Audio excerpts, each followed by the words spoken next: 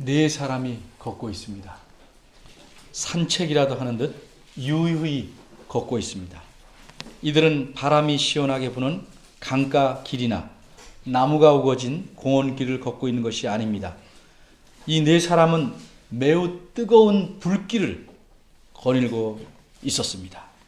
이 불길에서 솟구치는 불꽃이 얼마나 강렬하든지 이들을 불 속으로 밀어넣으려고 붙들고 온 군사들이 다 타서 죽었습니다.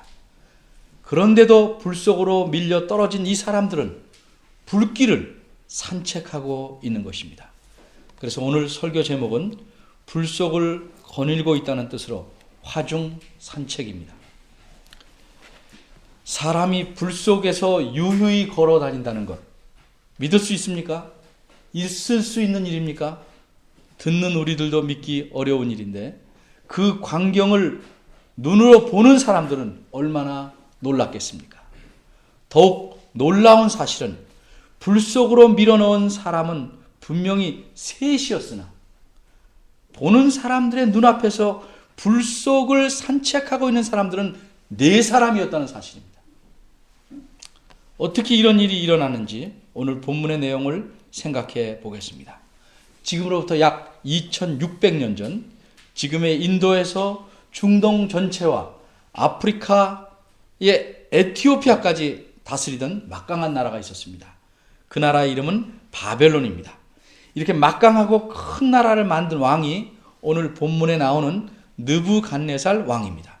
그야말로 날아가던 새도 그의 말 한마디면 땅에 떨어진다고 할 만큼 이 왕의 권세는 대단했습니다. 이 왕은 유다 나라를 2번 침공했고 3번째 침공에서는 유다를 완전히 멸망시켜 버렸습니다. 첫 번째 침공했을 때 다니엘과 오늘 본문에 나오는 다니엘의 3 친구가 포로로 바벨론에 잡혀왔습니다. 1절에 보면 느부갓네살 왕은 금으로 높이는 60규빗 약 30m, 폭은 6규빗 약 3m 되는 신상을 만들었습니다. 이 신상의 높이는 10층짜리 건물에 해당하는데 비해서 폭은 그 높이의 10분의 1밖에 안 되는 것을 볼 때 이것은 동상이라기보다는 일종의 탑인 듯 합니다. 학자들은 이 탑 위에 느부갓네살 자신의 얼굴 모습이나 혹은 느부갓네살이 섬기는 어떤 신의 모습을 금으로 만들어 놓았을 것이라고 생각합니다. 어쨌거나 왕은 그것을 두라라는 평지에 세워놓았습니다. 그리고 자기가 다스리는 모든 지방과 나라의 고급 관리들, 고급 공무원들을 그 신상의 낙성식에 참석해 하고 군악대의 신호에 맞춰서 일제히 그 신상에 절을 하도록 어명을 내렸습니다. 그리고 만일 이 어명에 즉각 응하지 않는 자는 지위 고하를 막론하고 극렬히 타는 풀무, 아마 벽돌을 구워내는 큰 벽돌 가마, 용광로인 듯합니다. 그 속에 집어넣겠다고 했습니다. 2절에서 6절까지 내용입니다. 그러자 참석한 모든 이들이 군악제의 신호를 듣자마자 엎드려서 금신상 앞에 절을 합니다. 감히 누구의 명이라고 거역하겠습니까? 그러나 그토록 지엄한 왕의 명령에도 불구하고 그 신상에 절하지 않은 사람들이 있었습니다. 하나님을 섬기는 이 사람들의 입장에서는 살아있지 않은 신상에 절하는 것이 분명히 우상 숭배였기 때문에 그들은 왕의 명령을 목숨을 내놓고 따르지 않았습니다.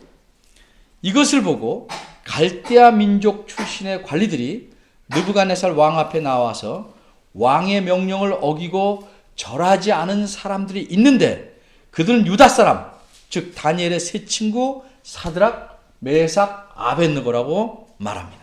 고발합니다. 8절을 보면 그때에 어떤 갈대아 사람들이 나와 유다 사람들을 참소하니라고 했는데 여기서 참소하다는 원어의 뜻은 먹었답니다. 우리말식으로 이해하면 씹었답니다.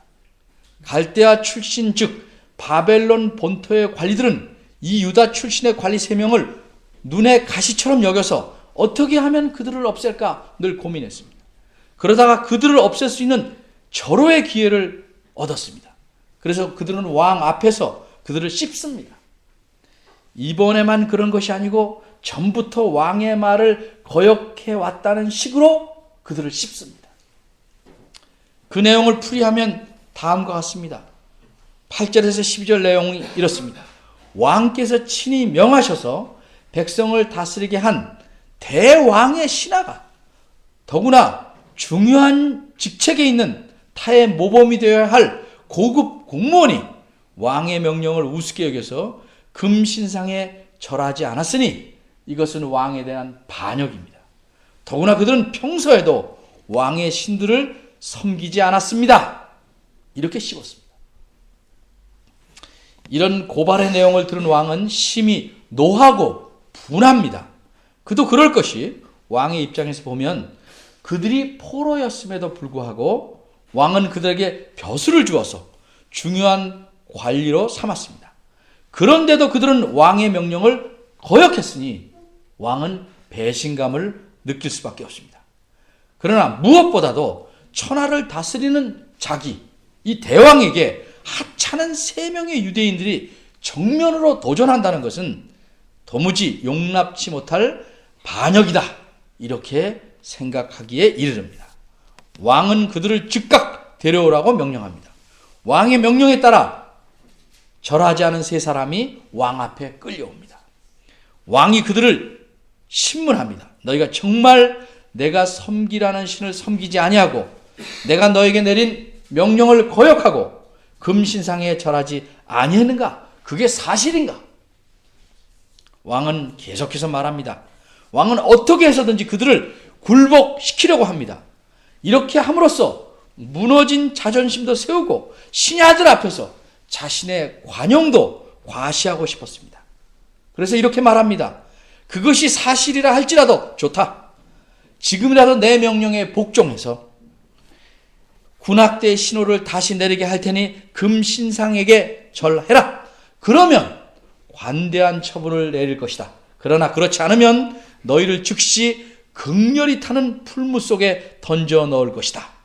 너희가 섬기는 신이 어떤 신이관데 감히 내 손에서 너희를 건져낼 수 있겠느냐. 이제 3사람은 삶과 죽음의 갈림길에 서 있습니다. 자신들의 목숨을 살릴 수 있는 마지막 기회입니다. 그러나 이들 3사람은 조금의 주저함도 없이 이구동성으로 말합니다. 우리가 이 일에 대해 왕에게 대답할 필요가 없습니다. 이 말의 뜻은 우리는 이미 우리가 절하지 않은 일에 대해서 어떠한 결과가 온다 해도 조금도 개의치 않습니다. 이미 죽을 각오가 되어 있습니다. 구차히 살려고 더 이상 변명치 않겠습니다. 하는 의미입니다. 이어서 그들은 말합니다. 만일 그럴 것이면 왕이 즉 우리를 극렬히 타는 풀무 가운데 던져 넣는다면 우리 하나님께서는 그 풀무불 가운데서도 또 왕의 권수가 아무리 크다 할지라도 왕에게서 우리를 건져내실 것입니다. 18절에서 이들의 말은 절정에 이릅니다. 그리 아니하실지라도 즉 하나님께서 우리를 그 극렬한 풀무불에서 죽도록 내버려 두신다 할지라도 그렇다고 할지라도 우리가 그분을 배반하지 않을 것입니다. 분명히 말하건대 왕이여 우리가 결코 당신의 신들을 섬기지 않을 것이며 왕에 세우신 금신상에도 절하지 아니할 것입니다. 왕으로서는 혹을 때려다가 도리어 혹을 붙인 격이 됩니다.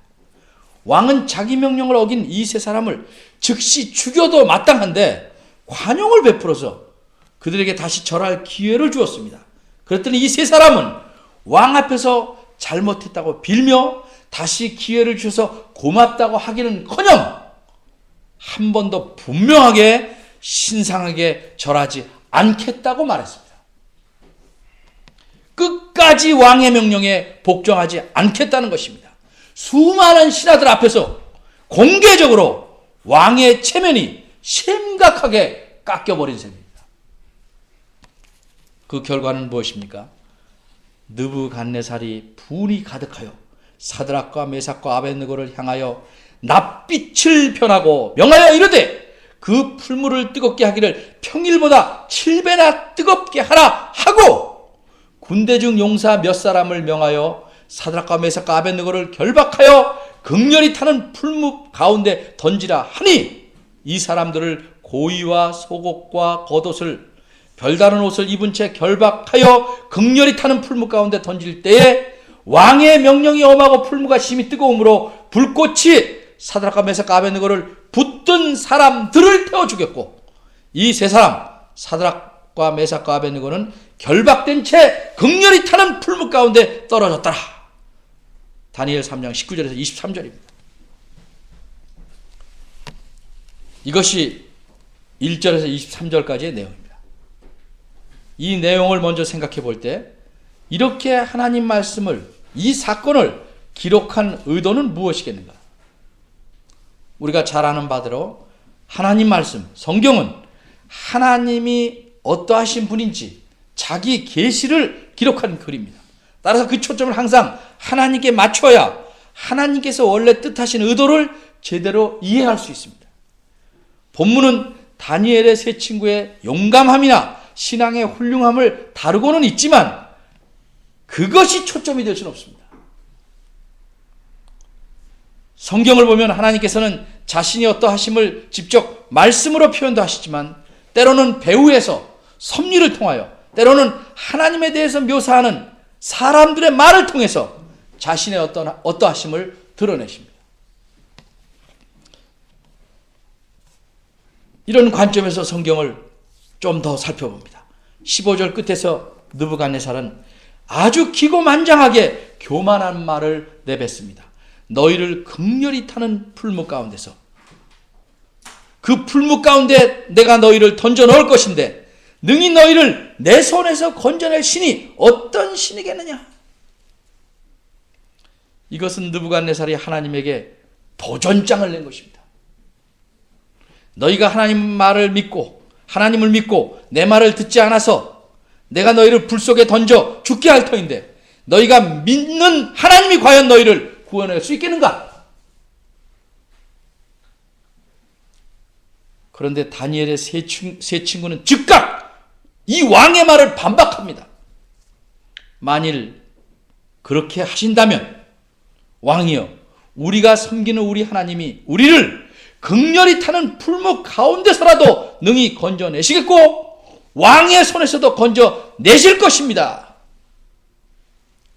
17절입니다. 다소 인간적인 표현을 쓰자면 이제 하나님이 부담을 갖게 되었습니다. 가만히 계실 수가 없습니다. 만일 가만히 계셔서 곧 죽게 될 저 세 사람을 내버려 두고 구해내시지 않는다면 느부갓네살과 그의 모든 백성에게 그저 하나님도 여러 잡신들 중에 하나구나 하는 분이 되고 맙니다.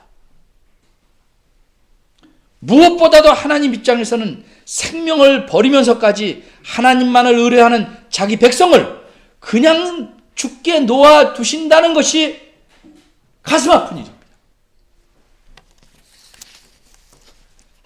그런데 세 사람이 이어서 이렇게 말합니다. 그리 아니하실지라도 왕이여 우리가 왕의 신들을 섬기지도 않고 왕이 세우신 금신상에게 절하지도 아니할 줄을 아옵소서. 이들은 오히려 왕에게 최후 통첩을 하고 있는 셈입니다. 이들의 말은 이런 뜻입니다. 하나님께서는 능히 우리를 구해내실 수 있으나 우리가 하나님에게 이래라 저래라 할 수는 없다. 하나님께서는 이 모든 일을 판단하셔서 자신의 선하신 뜻에 따라 행하실 것이다. 혹 하나님께서 우리를 불 속에서 건져내시지 않는다 할지라도 그것은 하나님에게 그런 능력이 없으시기 때문이 아니라 하나님께서 그렇게 아니하는 것이 자신의 선하신 뜻에 맞는다고 판단하셨기 때문이다.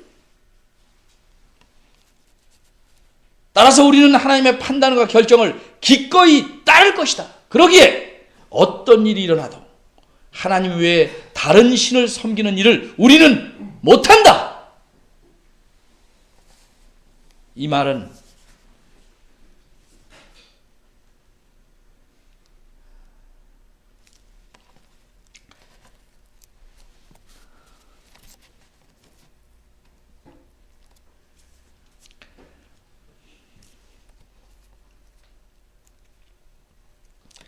하나님도 감동할 만한 것이었습니다. 그러니 하나님께서 가만히 계실 수가 없었습니다.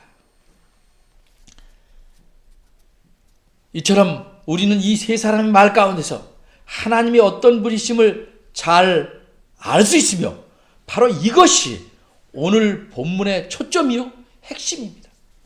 바꿔 말하면 하나님은 자기를 섬기는 자기 백성을 어떤 환난과 권세에서도 능히 건져내실 수 있는 전능하신 구원의 하나님이시다. 바로 이게 본문이 말하고자 하는 겁니다.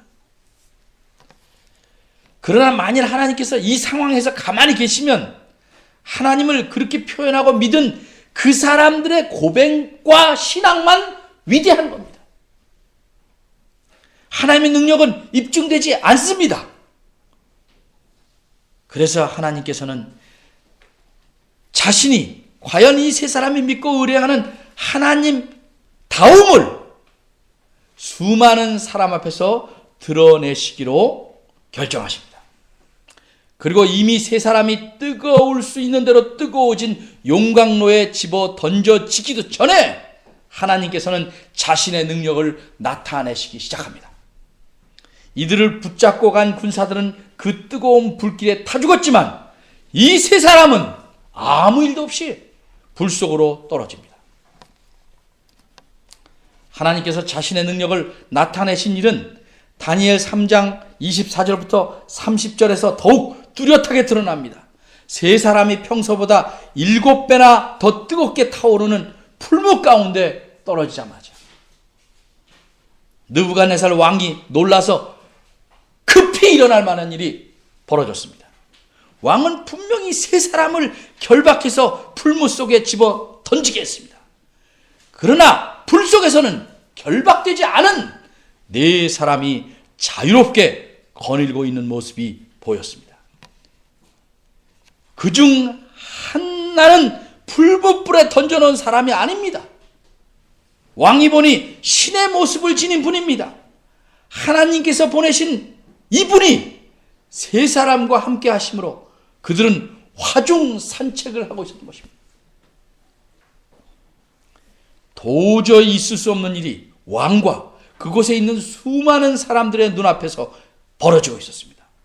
그래서 왕은 도저히 믿을 수 없는, 그러나 실제로는 일어나고 있는 이 불가사의한 일을 확인해 봐야 했습니다. 왕은 손수 풀무불 가까이로 다가갑니다. 왕은 자신의 눈앞에서 벌어지고 있는 이 믿을 수 없는 일이 하나님께서 행하신 일이라고 믿을 수밖에 없었습니다. 그래서 15절에서 감히 어떤 신이 내 손에서 너희를 건져내겠느냐고 교만히 외쳤던 왕이 이제는 그 보잘것없게 여겼던 새 유대인의 하나님을 가리켜 뭐라고 부릅니까? 지극히 높으신 하나님이라고 부릅니다. 왕은 말합니다. 지극히 높으신 하나님의 종 사드락, 메삭, 아벳느고야, 이리로 나와라. 내가 본 것이 헛것이 아니라면 이리로 나와라. 그들이 걸어 나왔습니다. 왕을 비롯한 많은 신하들이 그들을 살펴봅니다. 머리털 하나도 그을리지 않았습니다. 옷 색깔도 변치 않았습니다. 심지어 불탄 냄새조차 나지 않습니다. 그러자 설명할 수 없는 이 사실에 대하여 하나님을 믿지 않는 이방인인 이 느부갓네살 왕의 입에서조차 하나님에 대한 찬양이 저절로 솟구쳐 나옵니다. 느부갓네살이 말하여 가로되 사드락과 메삭과 아벳느고의 하나님을 찬송할지로다. 그가 그 사자를 보내사 자기를 의뢰하고 그 몸을 버려서 왕의 명을 거역하고 그 하나님 밖에는 다른 신을 섬기지 아니하며 그에게 절하지 아니한 종들을 구원하셨도다. 그러므로 내가 이제 조서를 내리노니 각 백성과 각 나라와 각 방언하는 자가 무릇 사드락과 메삭과 아벳느고의 하나님께 설만이 함부로 말하거든 그 몸을 쪼개고 그 집으로 걸음터를 삼을지니 이는 이같이 사람을 구원할 다른 신이 없음이니라. 28절 29절입니다. 이처럼 이 사건을 목도한 느부갓네살 왕이 찬양한 대상은 그 세 사람의 용감함이나 훌륭한 신앙이 아니었습니다. 그것은 놀라운 역사로 자기의 종들, 자기의 백성을 구원하신 하나님이었습니다. 하나님만이 참으로 자기 백성을 위해 구원을 이루시는 참된 신이심을 찬양한 것입니다. 자기 백성을 능히 건져내시는 구원의 하나님, 이것을 명백히 가르쳐 주려고 본문이 기록된 것입니다. 바로 이런 능력 있는 구원의 하나님이 사드락과 메삭과 아벳느고가 섬긴 하나님이셨습니다. 그들은 하나님을 바로 이해했습니다. 바로 믿었습니다. 그러기에 목숨을 내걸고 하나님을 섬길 수 있었습니다. 18절에서 그들은 이렇게 말했습니다. 하나님께서 우리를 죽도록 내버려 두신다 할지라도 우리는 여전히 그 하나님만 섬길 것입니다.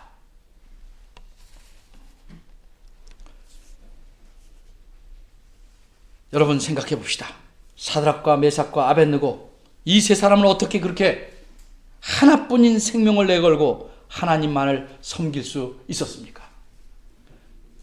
그들은 하나님을 올바로 알고 의뢰했기 때문입니다. 그들은 하나님께서 능히 자기들을 풀무불이나 왕의 손에서도 건져내실 수 있는 구원자로 알았습니다. 그들은 하나님을 시험대에 올려놓지 않았습니다. 우리를 건져내셔야 참된 구원의 하나님이라고 전혀 생각지 않았습니다. 자신들을 건져내시든 죽게 내버려 두시든 하나님은 참된 구원의 하나님이라고 확신했습니다. 그들은 그렇게 생각했습니다. 우리를 어떻게 다루시든지 하나님은 당신의 이름, 당신의 영광, 당신의 능력을 이방의 나라인 바벨론에 드러내실 것이라고 생각했습니다. 그러기에 그분의 뜻에 자신들의 생명을 온전히 맡겼습니다. 무엇이 그들로 자신들의 생명을 온전히 다 바쳐서 하나님을 섬기게 한 힘이었겠습니까?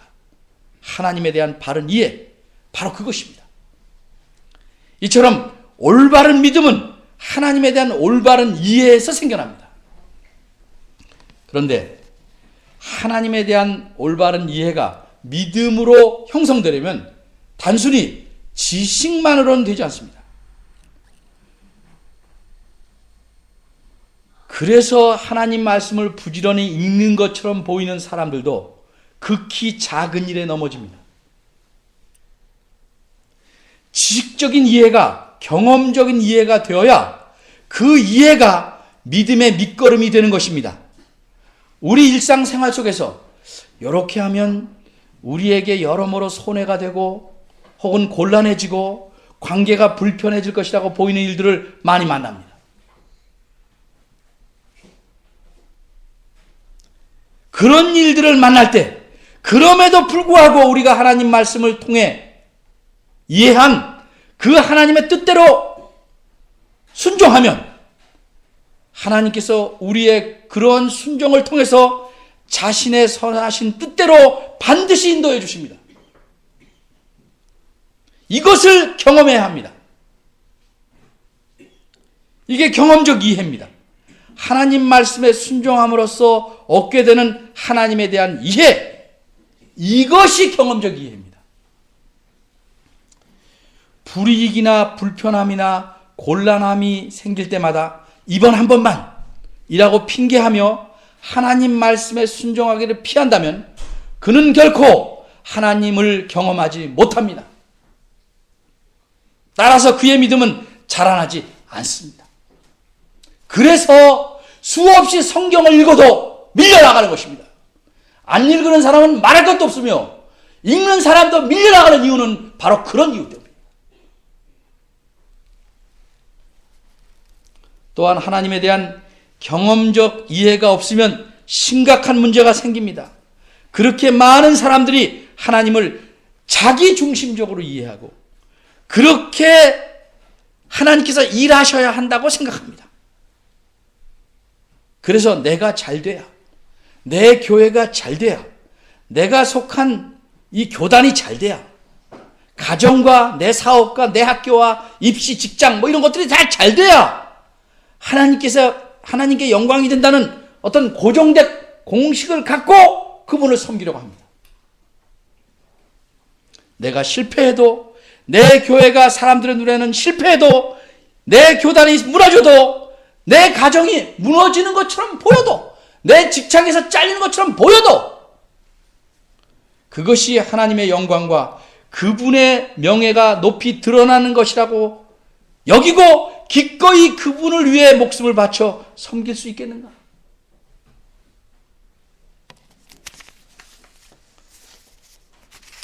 내가 원하는 대로, 내가 계산한 공식대로 하나님께서 움직여 주셔야 구원의 하나님으로 인정하려는 생각이 우리에겐 없습니까?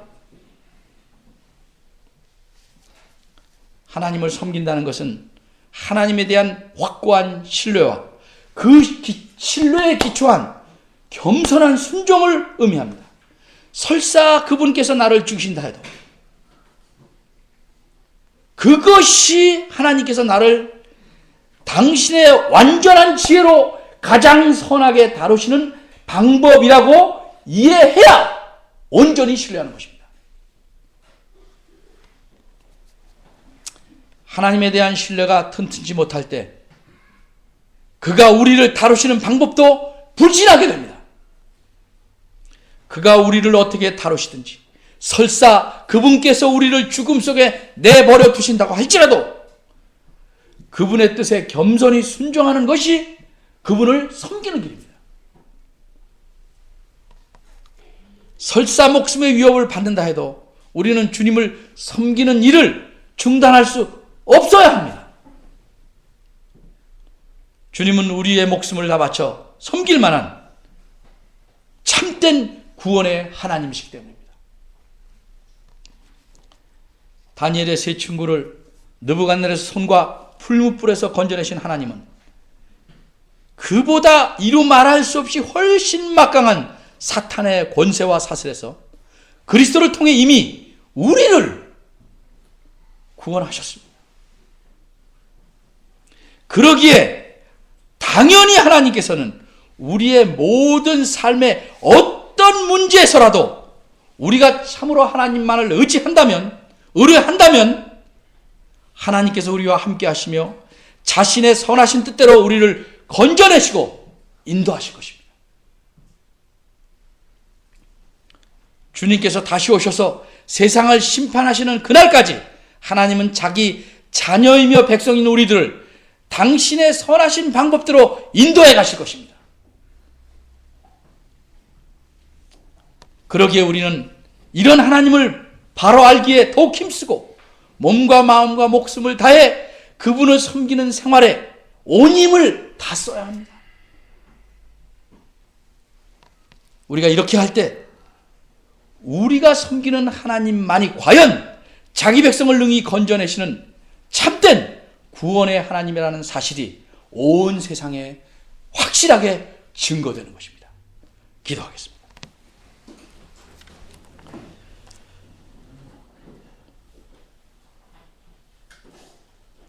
저희를 사랑하시는 하나님, 저희들에게 하나님 말씀을 사랑하고 열심히 공부하고 부지런히 읽을 마음을 주신 것 감사합니다.